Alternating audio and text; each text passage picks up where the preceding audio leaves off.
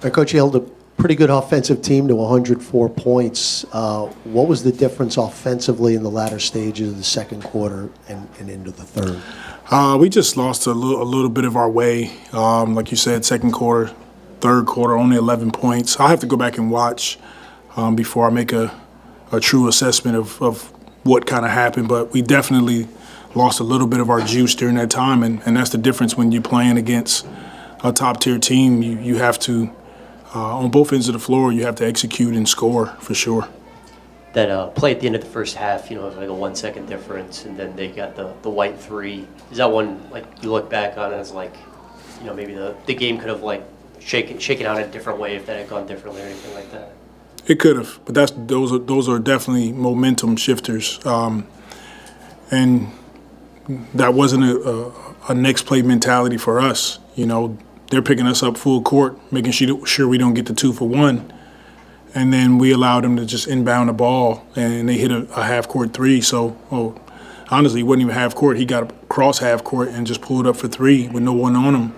So plays like that, those are areas that we have to grow up. I know you guys' lineup after halftime has kind of shifted in the past few weeks. Just for tonight, what went into deciding, hey, we want to go with Larry in the third here? It's the same as it's always been. It's more speed on the floor. And it gives us a different look. And continue center talk. You guys just didn't play any centers at all in the fourth quarter. What kind of went into that decision? Well, trying to play faster, spread them out, give Z more space to operate in. Small is a part of our unit that we want to continue to try to look at. And it's games like this when you're playing against, Boston. They pretty much playing all perimeter guys, so see if we can match up better with them. And in that second and third quarter, I think Z went like 1 of 7 from the field or something like that. What were they doing to kind of make things difficult for him? They're a good defensive team, and they continue to throw different looks at them as far as their players. They put Holiday on them, put Brown on them, Tillman guarded him for a little bit, but just trying to be physical with him, and he missed some easy ones, shots that he would normally make, and sometimes that's the difference in the game. We missed some easy ones. They made theirs. Just kind of going back to that starting unit, they were +8 tonight. They've been pretty good, even though BI's been missing. Mm-hmm. Is there sometimes consideration like, hey, maybe we should get them a little more run if they're playing well to start the game off? Yeah, it is. We did that in Milwaukee. We started the second half with JV, the starting unit. They were really good together, and we continue to try to have a feel for it, for sure. Willie, where do you need to look when, for instance, Trey's moved in since BI's been hurt in the starting lineup? Where can you get that bench scoring? I think tonight it kind of really hurt you guys. Those are the questions, and that's what we're searching for. But we trust in our group. We know our guys are more than capable. When you're playing against, I think Boston is top 2-3 rated defense in the NBA. They make it difficult on you. So. Everyone has to do a little bit more. We have to be willing to step up and take some of those shots. We have to continue to trust throughout the course of the game. That's the only way for us to achieve our goals. But give them credit. They're a good team. They're a good defense. I liked our effort and our competitiveness. We just fell short tonight. Just kind of bigger picture when you measure yourself up against, an elite team like Boston, where you feel like some of the steps y'all need to take to kind of get to where those guys are. I feel like we're right there. And we all have to remember we're missing 20-plus points in our leader in assists, plus Jose. So you add those guys into the factor, and that helps us out for sure. How would you count his success in his first 3 games in his home stand? Just kind of what are your thoughts about this next game? These are playoff-like games that we relish. And, Oklahoma, Milwaukee, Boston, all tough teams. And they all came down to, execution. Pretty close games tonight. Got away from us a little bit, but we battled back. And this is what you want. You want an opportunity to play against the best teams and see where you stack up as we continue to prepare. Last time you guys played Boston in Boston, Joe Mazzulla talked about the law of averages when it comes to leaving certain guys open. Every team kind of does that to an extent, but when they're kind of playing off some of your guys as aggressively as they do, what do you guys have to make sure you're doing offensively to keep getting good looks? We have to be willing to, and I spoke to our guys about this in the locker room, we have to be willing to trust our work. Our guys work hard, be confident in it. And that doesn't always mean shoot. Sometimes they're in rotation, and because they're helping off somebody, and when the ball touches you, it's a 0.5. You got to make a quick decision. That's drive it, shoot it, move it, and then the dominoes fall from there. And so those are areas that we will continue to grow in. Willie, I think Zion set a new career high for minutes played. Is he at that point where you no longer have to worry about him, how much run he's getting out there? Yeah, he is. He's in phenomenal conditioning, and we still want to be careful. 40 is probably a bit much, but tonight we needed to ride him a bit. Thank you. Thank you.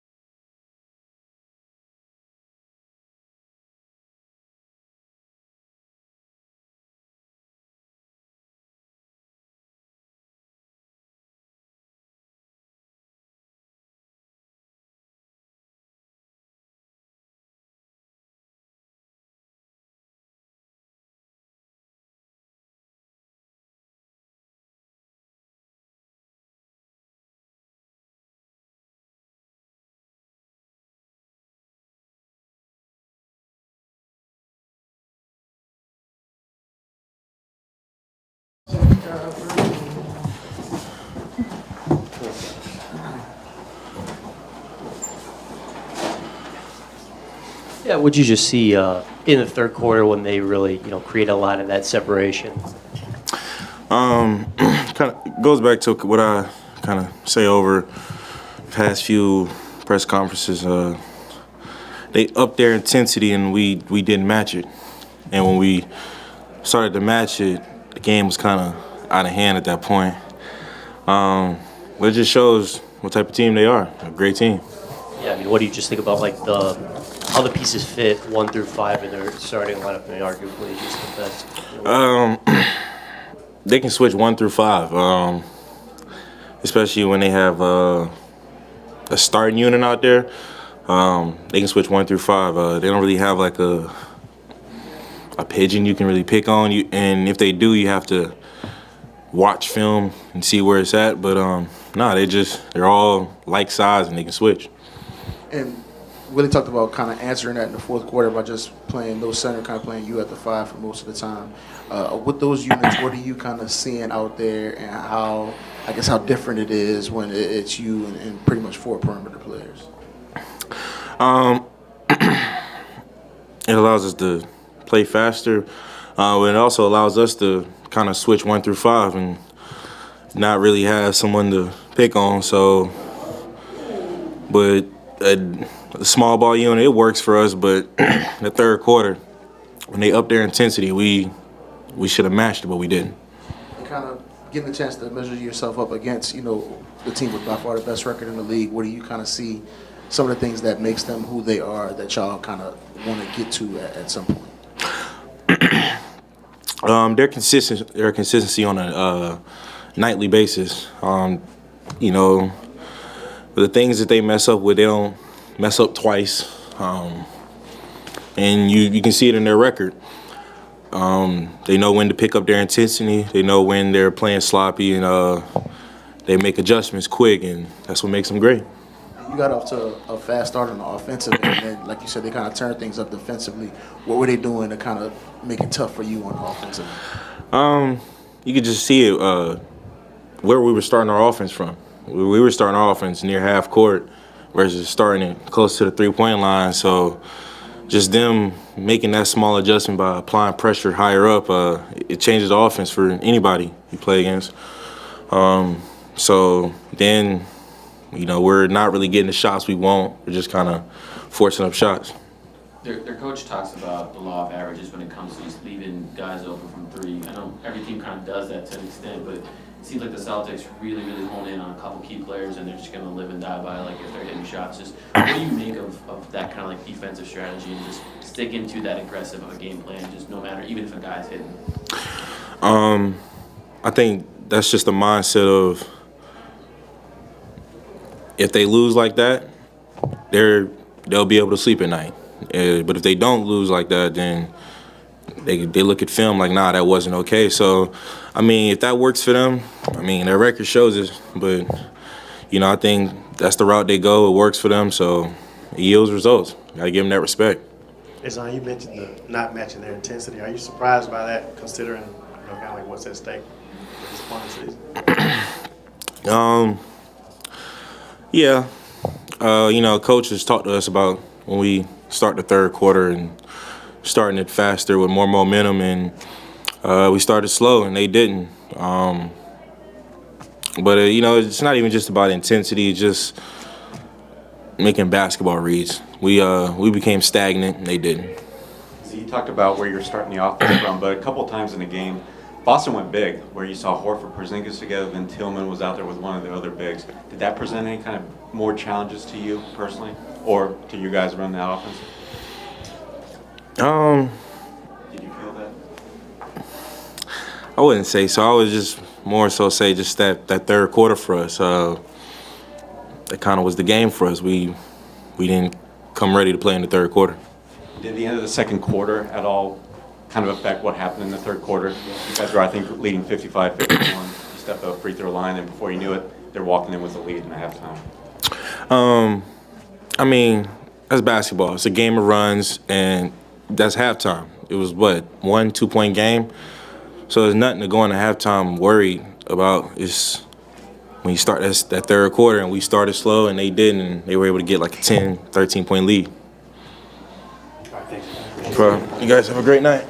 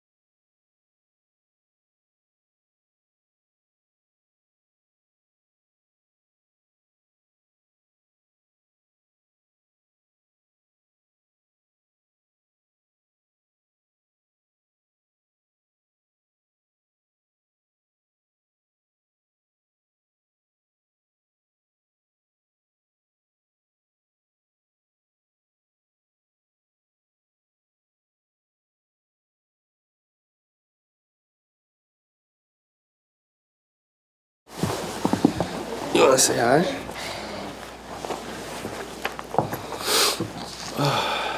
Yeah, I was like, you got